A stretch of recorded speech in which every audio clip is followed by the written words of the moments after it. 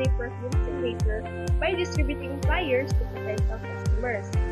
This activity also a chance for me to practice my confidence and communication skills in actual selling. So, let's get started. Good day. May I give you advice on the third promoting TJ Perfume signature.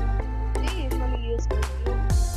If you do, you might want to check out the TJ Perfume. We have fragrance sets that suit for everyday use. So first, you have Balaya, which was something soft and powdery. And you have Ariana Grande, which was something sweet and creamy.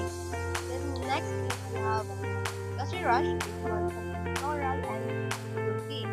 And also, you can check the available scents and the details on the flyer that I gave to you. Thank you!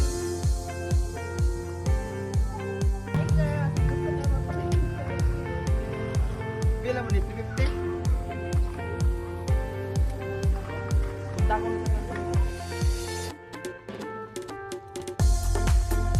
Sama ng perfume, if gusto ka magpalit, pwede kay kung matawagan o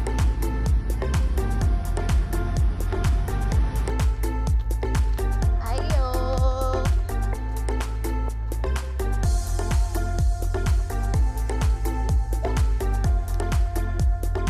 Maghatag ng flyers, kami gina-promote na perfume. Sa TJ Perfume Signature. Hi! Perfume gani! Kanang letter yan, Memo? Pero masimutan man na mo diri.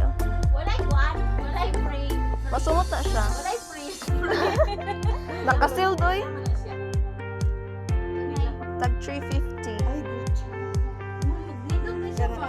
Ma'am, pwede mo utang.